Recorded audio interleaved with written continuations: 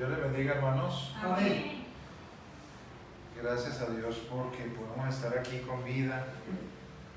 El Señor nos ha asegurado la respiración en medio de toda la muerte que tenemos alrededor. Vamos a buscar en las Santas Escrituras Mateo 7, a partir del capítulo 13, por favor.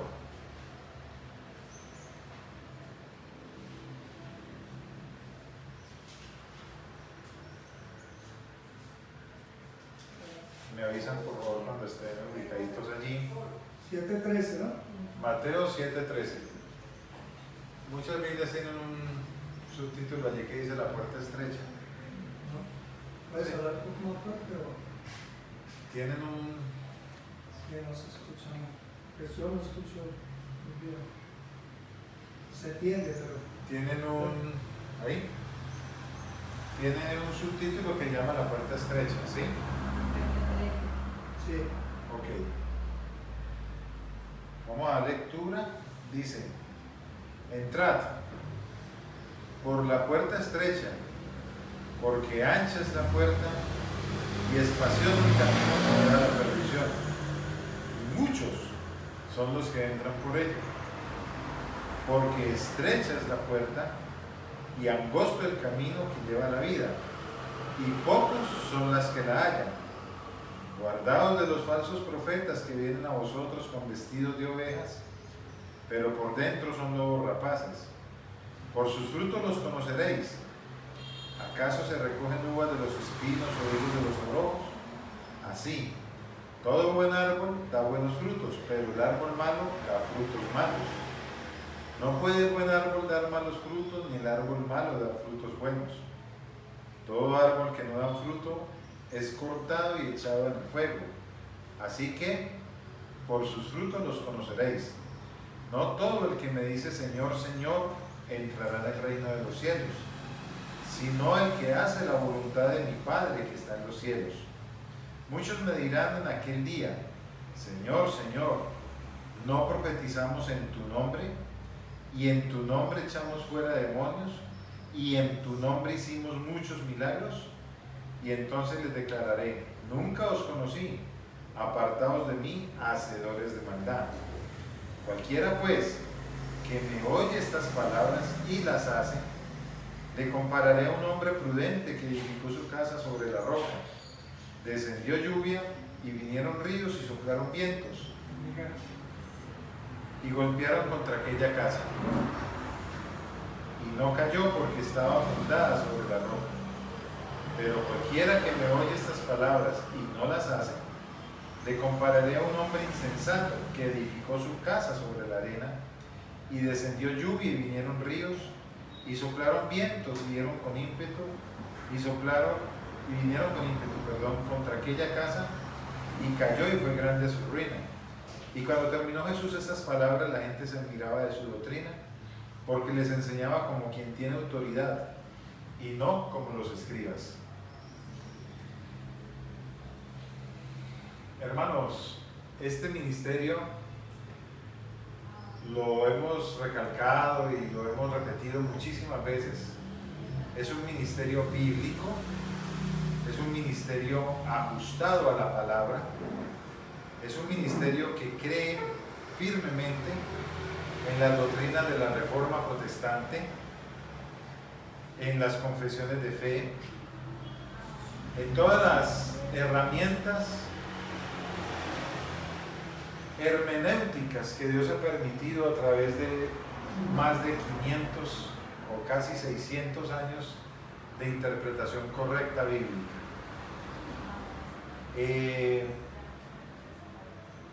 Es mi oración, y quiero transmitir eso a la iglesia, que si no el 90 o casi el 90 y algo % de esta congregación venimos de denominaciones carismáticas. Le pido a Dios que empiece a traer personas que no hayan oído el Evangelio, que no estén contaminadas de doctrinas heréticas. Que Dios empiece a traer incluso personas que no vengan de esa clase de denominaciones.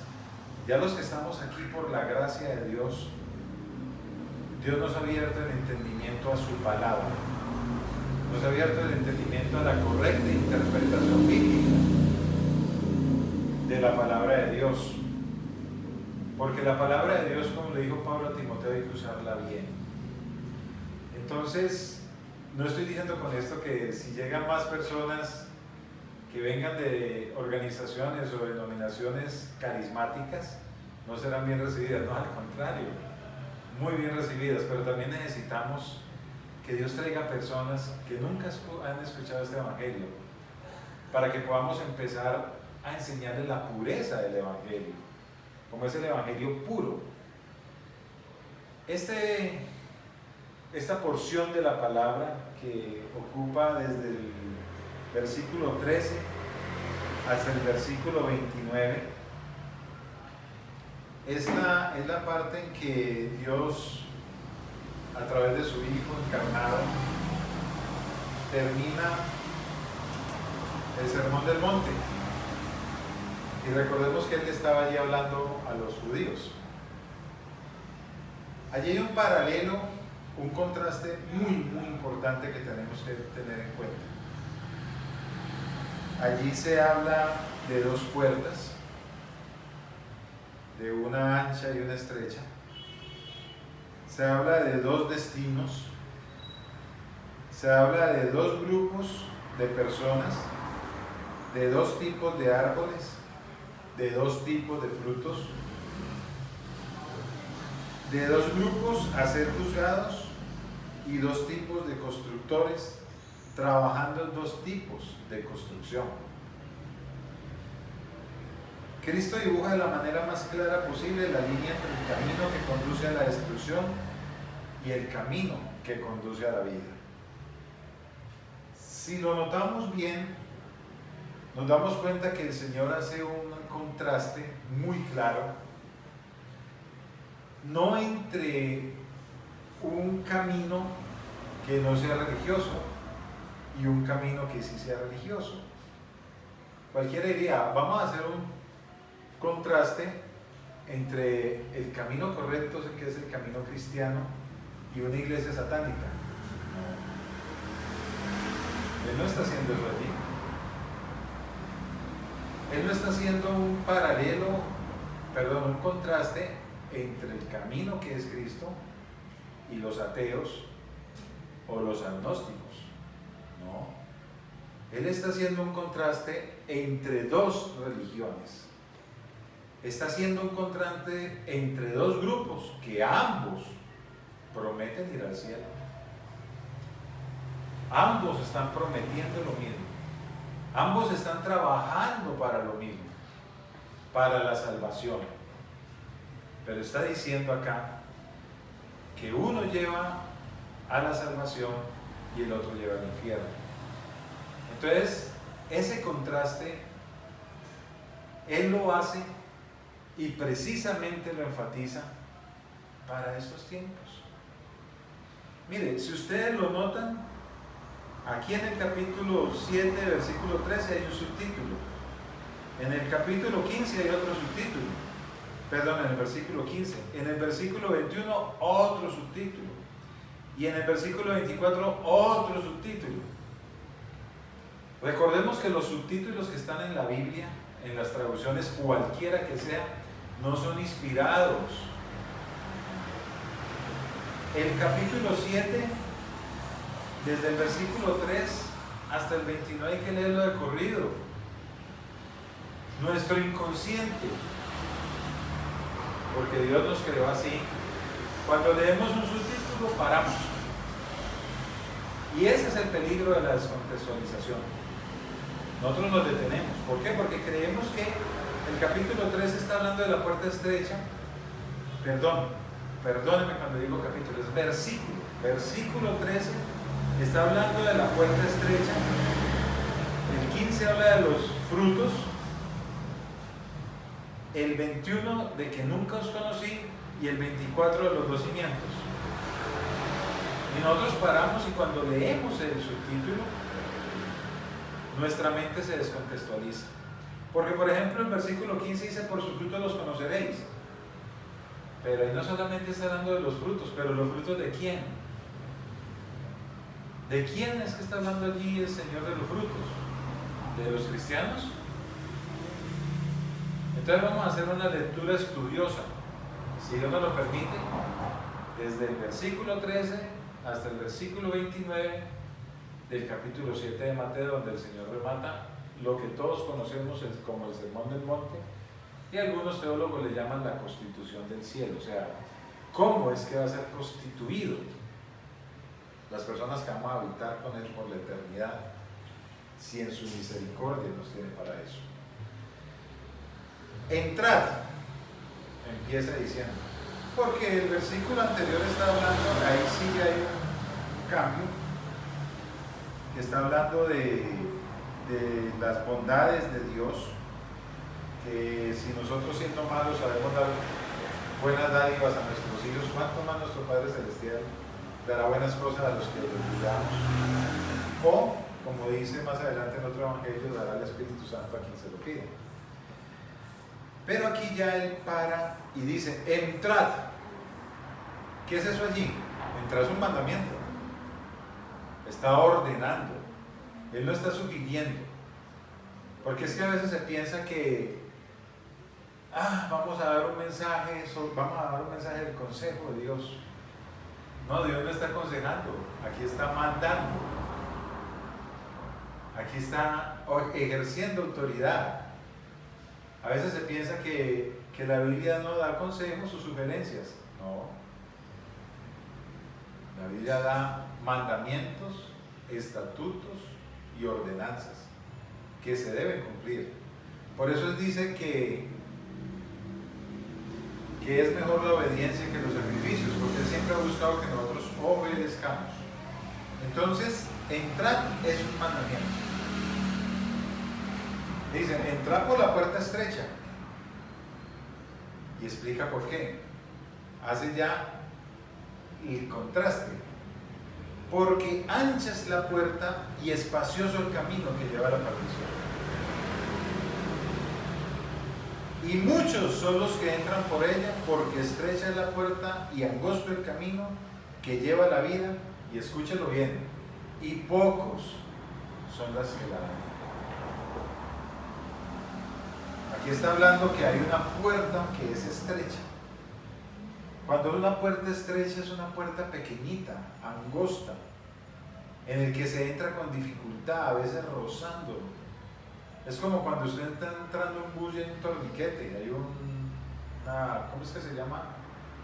Eso que mide a los pasajeros. ¿Un qué? ¿Una puerta migratoria? No, la cosa esa de aluminio que uno la pasa y marca a los pasajeros. Es que no recuerdo ahora el nombre técnico de eso.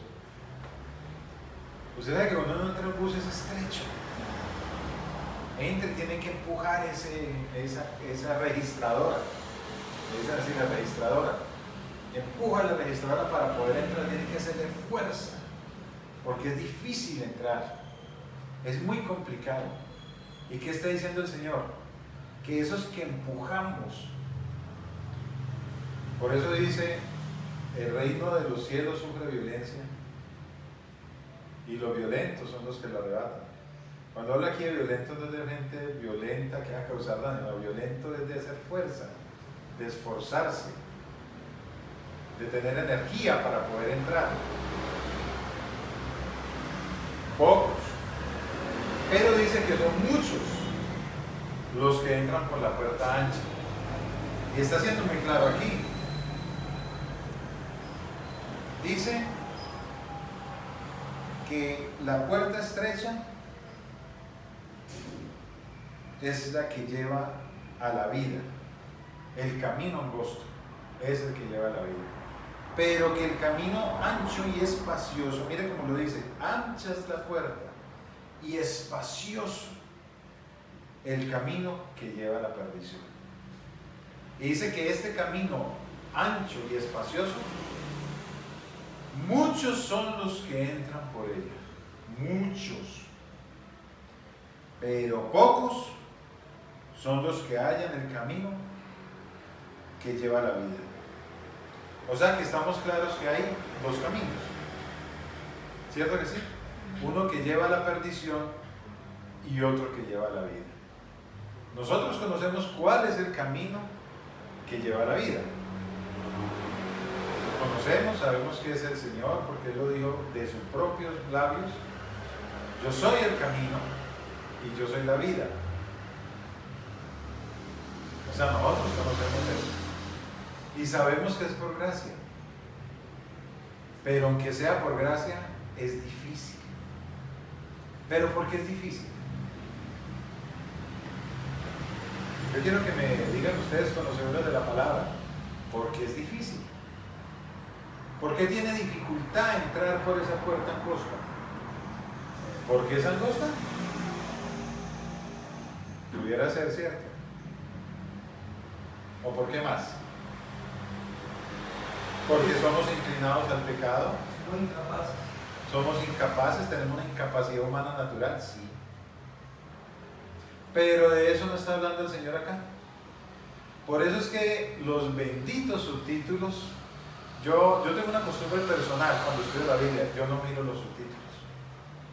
Yo hago una lectura corrida de la palabra de Dios.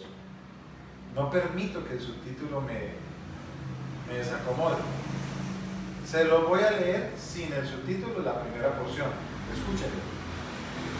Entrad por la puerta estrecha, porque ancha es la puerta y espacioso el camino que lleva a la perdición, y muchos son los que entran por ella, porque estrecha es la puerta y angosto el camino que lleva a la vida, y pocos son los que la hallan. Guardaos de los falsos profetas. Porque es difícil entrar. Por los falsos profetas. Por los falsos profetas. ¿Se dan cuenta que es interesante leer sin los subtítulos? Ahí el Señor le está dando la respuesta. ¿Por qué es difícil? Por los falsos profetas, que vienen a vosotros vestidos de ovejas. Y el lector ordinario de la escritura, ovejas. O sea que son ovejas. No son ovejas.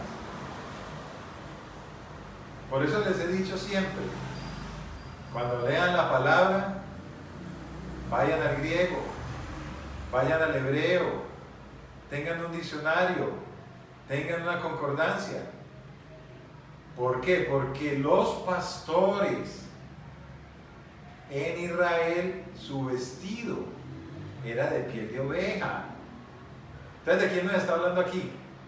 ¿Quiénes son los falsos profetas? Que se visten como ¿quién? Como pastores. Entonces, ¿está hablando aquí de quiénes? De los líderes. Está hablando aquí de los líderes religiosos. Y escuchen, pero por dentro son lobos rapaces.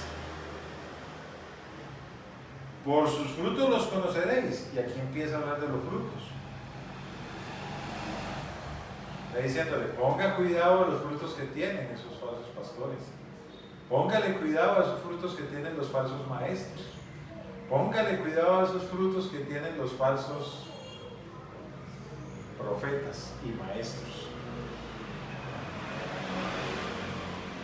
Entonces, sigue y vamos a seguirlo sin los subtítulos. Vamos a seguirlo en el contexto que tiene el capítulo 13 al 29. Él sigue explicando. Por sus frutos los conoceréis, porque el árbol malo da malos frutos y el árbol bueno da buenos frutos. Un árbol bueno no puede dar malos frutos y un árbol malo no puede dar buenos frutos. Y sigue explicando, no todo el que me dice Señor, Señor, entrará en el reino de los cielos.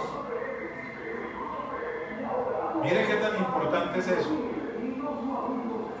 No todo el que me dice Señor, Señor, entrará en el reino de los cielos, sino el que hace la voluntad de mi Padre que está en los cielos. Muchos me dirán en aquel día, y mire lo glorioso de lo que sigue. Esto es increíble lo que sigue. Escúchelo. Está hablando del futuro, porque el Señor conoce todas las cosas. Nosotros conocemos la presencia del Señor, que significa que no es que el Señor vea al futuro, no. Es el Señor conoce el futuro porque Él lo ha diseñado. Y Él, como lo ha diseñado, le ha permitido a los impíos estar en su maldad para el día del juicio, para que el juicio sea justo, porque Dios traerá a cuenta toda obra que haya hecho el hombre, sea buena o sea mala. O sea, Dios no va a hacer un juicio porque quiso. No, Dios es justo. La Biblia dice que todos somos malos, que no hay justo ni aun uno, que no hay quien busque a Dios, que todos nos hemos desviado, todos nos hemos descarriado como ovejas que no tenemos pastor. Amén. Muchos me dirán en aquel día: Señor, Señor, y escúchelo, ¿no profetizamos en tu nombre? ¿Y en tu nombre echamos fuera demonios? ¿Y en tu nombre hicimos muchos milagros? Estaba hablando para el tiempo de él. Esto muestra una iglesia moderna. Esto muestra una iglesia novotestamentaria. Y esto muestra de una manera excepcional las iglesias carismáticas. En tu nombre, escucha, en tu nombre echamos, en tu nombre hicimos, en tu nombre profetizamos. Humanismo, ego, yo. Ah, fue en su nombre, pero yo, si fueran los demonios. En su nombre, pero yo profeticé. En su nombre, pero yo hice los milagros. ¿Se da cuenta? ¿Y la gloria del Señor qué? Por eso le está diciendo, ¿cómo van a decir? Y usted lo escucha.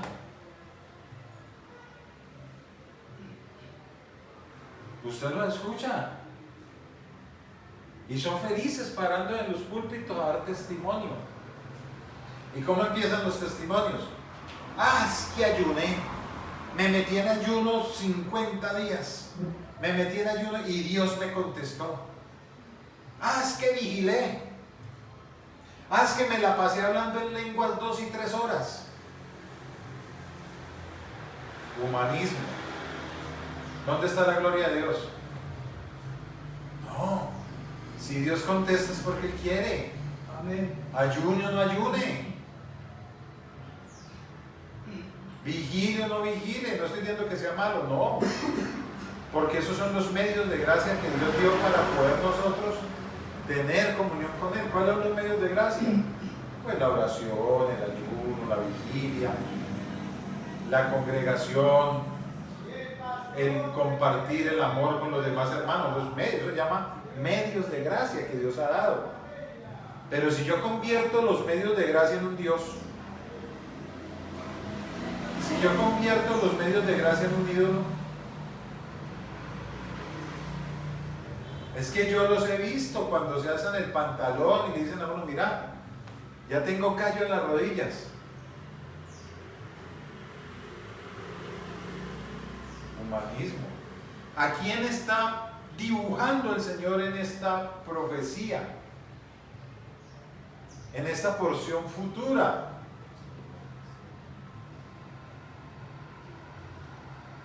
A los grandes hombres de Dios.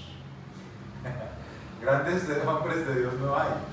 Hay hombres miserables en manos de un Dios grande.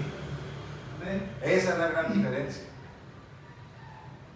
Ah, es que el predicador bomba, el que mueve la iglesia, el que la hace temblar. ¿Qué?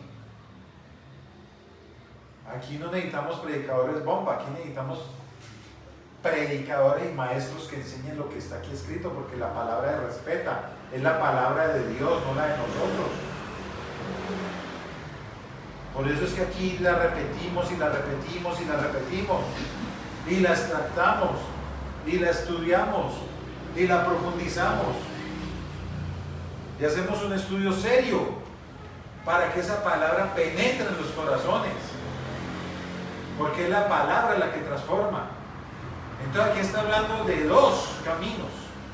Un camino es de mérito divino, que es el que lleva a la vida, y el otro camino es de mérito humano, que lleva a la perdición. Mire de quiénes están hablando aquí. ¿De quiénes están hablando? De gente que le decía Señor al Señor Jesucristo.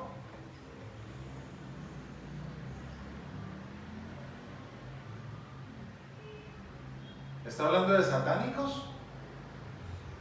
¿Está hablando de ateos? ¿Está hablando de agnósticos? Está hablando de un sistema religioso también. Entonces hay dos sistemas religiosos, uno de mérito humano y otro de mérito divino. Está hablando de las únicas dos religiones que existen en el mundo. Solo hay dos religiones en el mundo. Una es la religión de obras, que no salva a nadie, y otra es la religión de la gracia de Jesucristo, que por la gracia de Jesucristo somos salvos, por el sacrificio que él hizo en la cruz. Entonces, seguimos,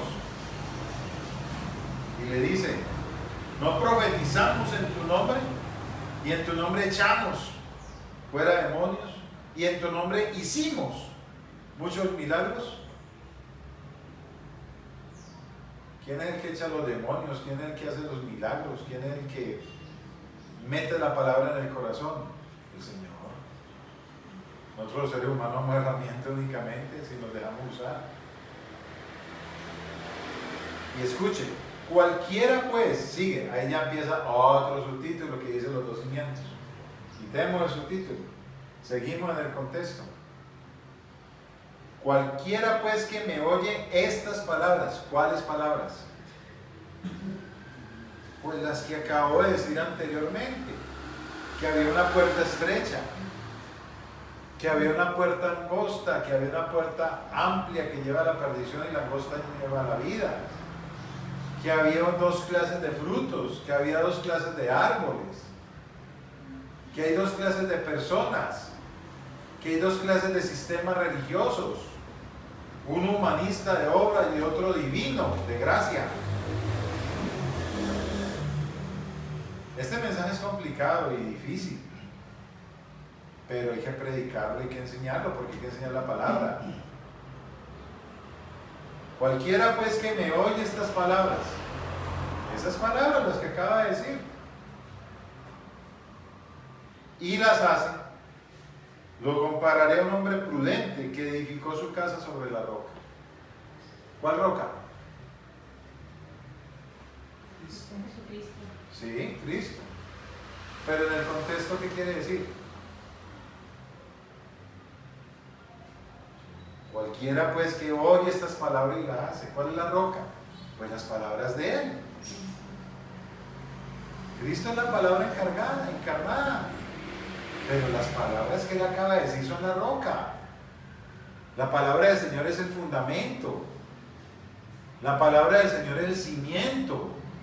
Por eso le está diciendo: cualquiera que oye estas palabras y las pone en práctica, lo compararé. Y ahí viene la analogía que hace el Señor. Si yo escucho las palabras y las practico, es como que le pongo el cimiento fuerte como una roca a la casa que estoy construyendo. ¿Sí me hago entender? Por eso es que es necesario los maestros en la iglesia. Por eso Dios los constituyó. Yo no soy maestro, trato de enseñar un poquito la palabra de Dios. Yo no soy pastor. Yo soy un hermano más en esta congregación. Pero Dios me ha dado el hambre y la sed de estudiar su palabra, de entenderla y de comprenderla. Y la Biblia a mí me dice: cada cual según el don que ha dado, ministrelo a otro. Entonces lo ministro. pero yo no soy maestro, ni pastor, ni nada de esas cosas. Pero Dios me regaló un don de comprender su palabra, me regaló un don de estudiar, ese deseo de estudiar. Y no es que yo lea la palabra y me acosté a dormir y Dios me la reveló en un sueño, no. Es que me quemo las pestañas estudiando la Biblia y cojo una concordancia y cojo un diccionario griego y cojo un diccionario hebreo y cojo teologías y cojo comentarios y hago una síntesis de todo hasta que llego al mensaje que Dios ha querido dar a su pueblo por medio de los escritores inspirados. Esto no es algo mágico que me soñé, que vi una visión, nada de eso. Es un esfuerzo para el que Dios me ha puesto la energía, porque Dios es el que produce el querer como el hacer por su buena voluntad. Todo depende de Dios, todo es de Él, para Él y por Él. De Él son todas las cosas. Como dicen Hebreos, Él me puso para hacer las obras que Él preparó antemano, desde antes de la fundación del mundo, para que anduviéramos en ellas. Todo depende de Dios, no de mí. Por eso este ministerio jamás será un ministerio humanista, ni será egocéntrico en los seres humanos. Aquí es un ministerio que enseña la palabra de Dios, que la transmite en su pureza.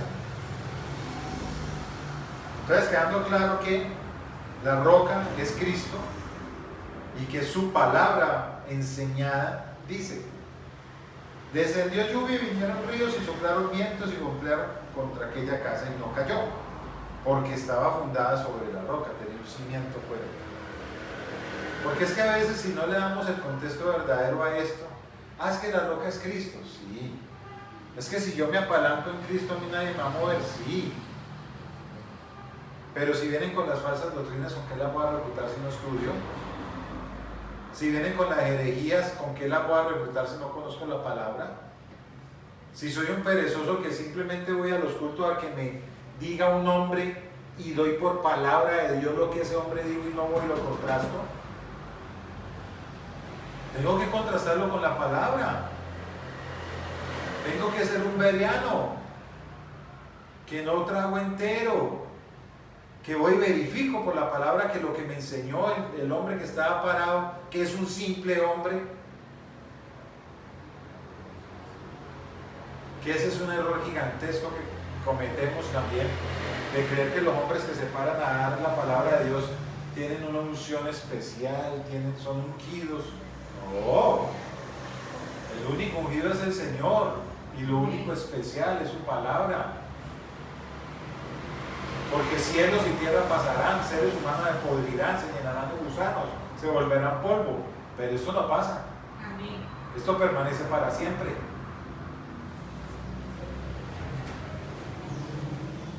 Se está viendo mucho ahorita, lastimosamente, por esas redes, que idolatran hombres.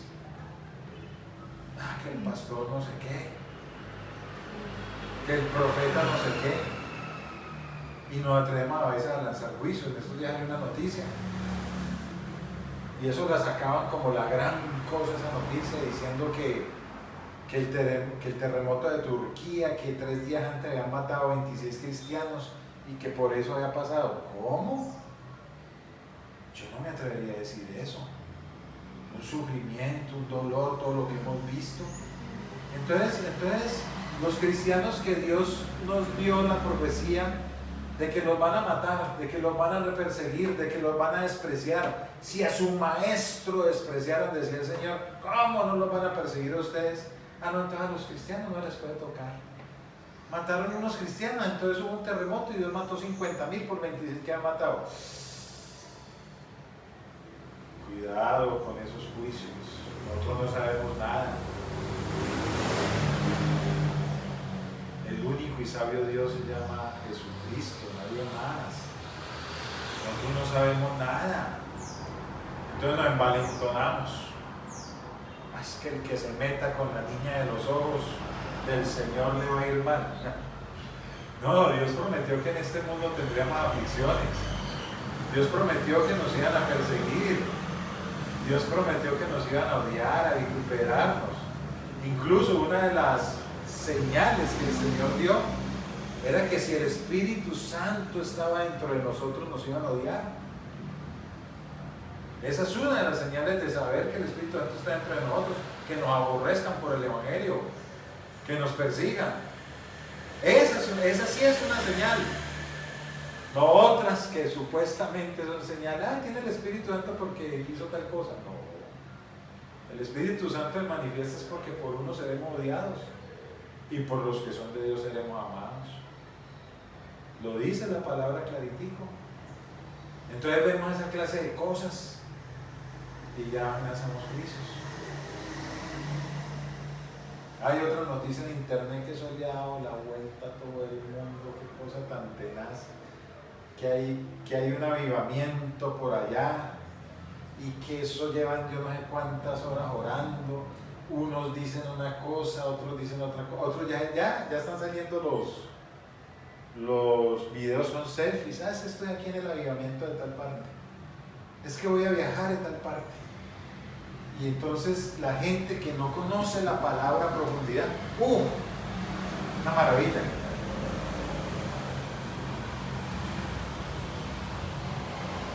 Recordémonos que estamos hablando de dos sistemas religiosos. Ambos prometen ir al cielo. Ambos reconocen a Jesucristo como el Señor. Aquí lo está diciendo. Muchos me dirán aquel día, Señor, Señor, en tu nombre. Ambos son sistemas religiosos. Ambos prometen llevar a la gente al cielo. Ambos tienen ritos, ambos tienen ceremonias, ambos adoran. Seamos prudentes simplemente. Vámonos a la palabra, siempre a la palabra. Nunca nos salgamos de la palabra. Eran dos casas que se estaban construyendo. Igualitas. A la vista de nosotros los seres humanos. Idénticas las dos casas. Idénticas. ¿Cuál era la diferencia? Lo que no se podía ver. El cimiento.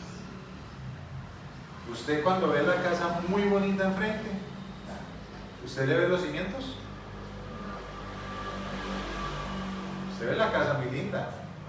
¿Y qué dice la Biblia? Que llegó la tormenta, que llegaron los vientos. Y la que estaba construida sobre la roca, sobre la palabra, fundamentada en la sola escritura, en Cristo, en las 5 solas de la doctrina protestante, de la doctrina reformada, que una de ellas es la sola escritura, la otra es solo Cristo. Esa permaneció firme, pero eran iguales. Las dos casas eran iguales, igualitas. ¿Qué será lo que la gente va a buscar allá? ¿Sentir? Porque eso van en buses, hacen unas colas impresionantes, tuvieron que abrir capillas, otros sitios dormitorios. Van buscando sentir. No sé, yo no estoy diciendo que no, pero tampoco puedo decir que sí. Tengo que decir lo que dice aquí, por sus frutos los conoceréis. Esperemos. Esperemos a ver qué pasa. Porque es que, lastimosamente en esta época moderna, montones y montones de denominaciones mueven el emocionalismo, mueven la psicología. No sé, no me atrevo a decir si sí o no, simplemente digo, quiero ser prudente y quiero seguir hasta que Dios me lo permita y los ministros de este ministerio enseñando su palabra. Yo prefiero que aquí ustedes bostecen,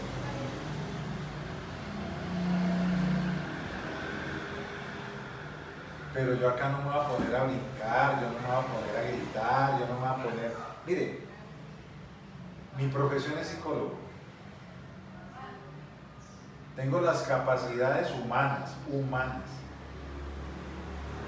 de por medio de la oratoria ponerme aquí a gritar, a brincar y moverle el corazón para que ustedes se emocionen ahí y empiecen a brincar y ¡ay, está la presencia del Señor! Guárdeme, Dios, de una cosa de esas. Guárdeme, Señor, de algo así. Lo que transforma el corazón es que se enseñe esto. Porque esto es una espada de dos filos. En este momento me corta a mí y los corta a ustedes. Discierne los pensamientos y las intenciones verdaderas que hay en el corazón. Esto no necesita emoción. Claro, cuando esto pega en el corazón emociona. Pero esa emoción es ¿para qué? Para arrepentimiento, para contrición, para lloro, para angustia de pecado. Para yo tener que decir, uy, Señor. Mire que cuando los reyes encontraban esos manuscritos y empezaban a leerlos, ¿qué hizo uno de esos reyes? Rasgó los vestidos, porque se sintió miserable, se sintió cochino, se sintió sucio delante de un Dios santo.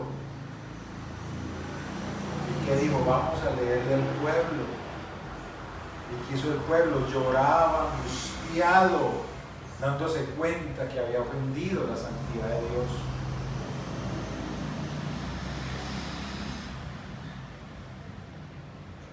Eso que pasó con ese rey, lo que pasó con Esdras, cuando encontraron los manuscritos, los rollos de la ley de Dios y empezaron a leérselo al pueblo, eso sí, con toda seguridad y como dice la palabra, eso es un avivamiento.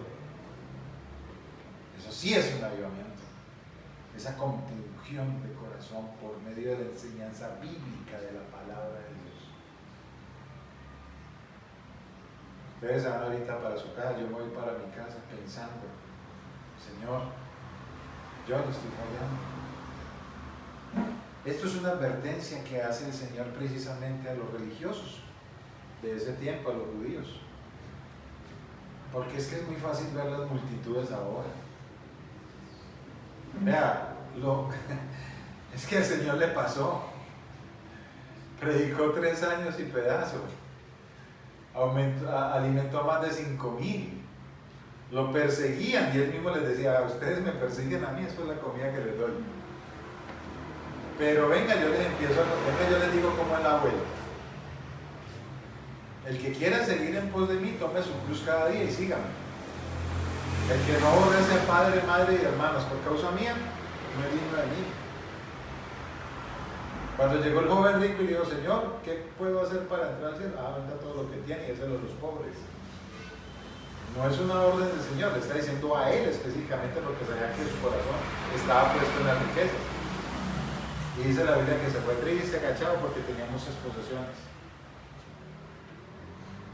Y le voy a hacer una pregunta, ¿cuántos quedaron de todas esas multitudes que el Señor les predicó 3 años y medio? ¿Cuántos quedaron? No sé. No. Sí, 11 principales, pero ¿cuántos quedaron? 120.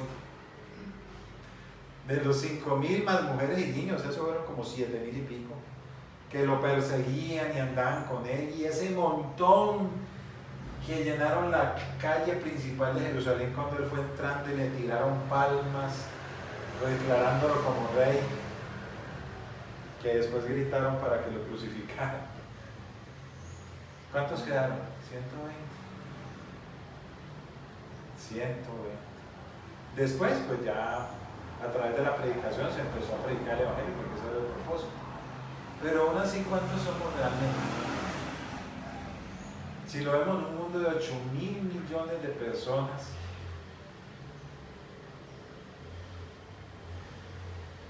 de la religión tradicional hay como 1,200 millones de personas. De las religiones protestantes hay como 800. De las carismáticas hay como 600 millones en todo el mundo. Bíblicos, reformados.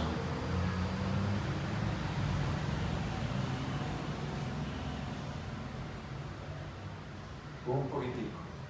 ¿Cómo dice acá? Habla de los muchos y habla de los pocos. Nuestro ministerio es pequeño, poquito. La puerta es estrecha. Pero el día que estemos frente al Señor, Señor, no nos movimos de acá de lo que usted decía. Como usted decía las cosas, así las enseñamos. Aquí yo no estoy hablando de mis testimonios personales. Aquí yo no le estoy emocionando que porque Dios me sanó no sé qué, no. Yo no necesito eso para que usted aplauda, para que usted se levante, brinque ahí, no. Yo necesito es decirle lo que acá dice.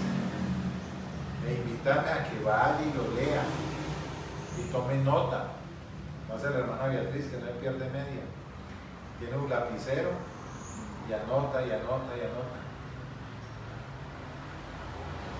Esa es la tranquilidad, esa es la seguridad.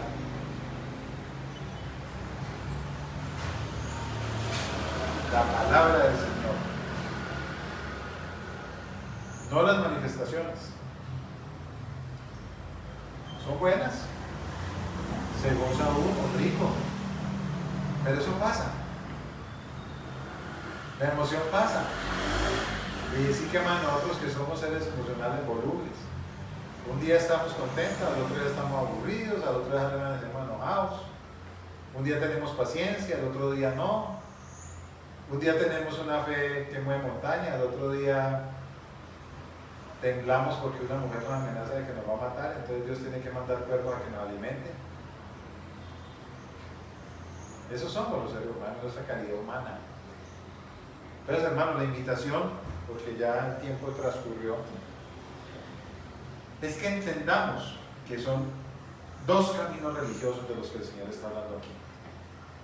Que son esos dos caminos, uno de mérito divino y otro de mérito humano. Que ambos caminos prometen llevar a la gente a la salvación, ambos. Que el Señor está siendo muy claro aquí, que está hablando de dos sistemas religiosos. Que no está hablando de ateos, de agnósticos, ni de satánicos, nada de eso. Está hablando de dos sistemas religiosos que ambos le prometan a la gente la salvación. Pero le está mostrando cuáles son las características de eso. Aquí está atacando el humanismo, está atacando los falsos profetas y está diciendo que la dificultad para poder entrar por esa puerta estrecha angosta son los falsos maestros. Eso es lo que lo hace difícil, porque la gente está corriendo y está llenando locales y está corriendo detrás de lo que les causa tranquilidad y placer, de lo que no le confronta, de lo que no le mueve el corazón al arrepentimiento verdadero, a sentirse pecador, porque es que el que se siente pecador es el que necesita salvación, porque él no vino a buscar a los sanos, él vino a buscar a los enfermos. Y cuando él habla de la enfermedad en la Biblia, está hablando de la enfermedad del pecado.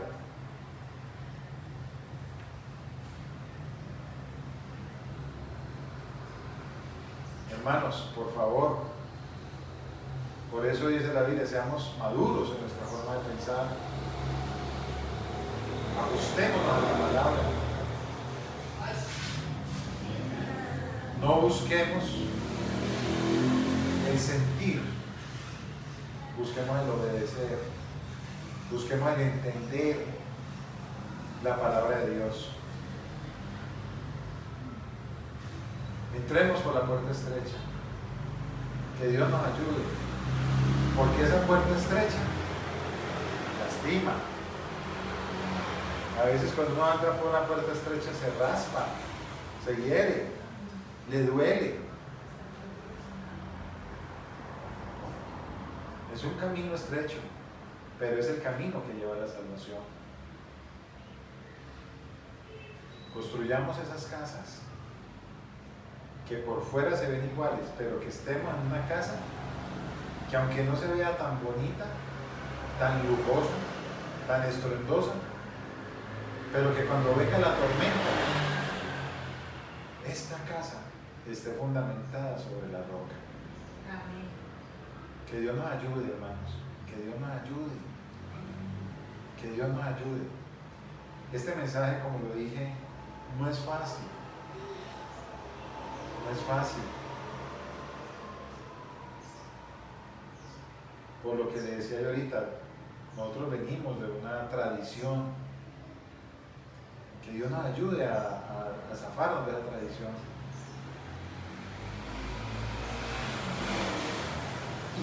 Y que Dios nos permita un movimiento de esos, pero que cuando la gente llegue aquí, llegue a ser discipulada. Porque ese es el mandato, ¿no? Hacer discípulos, enseñándoles todas las cosas que yo les enseñé. Amén. Hermanos, que el Señor les bendiga. Dile a mi hermano Amén. Walter que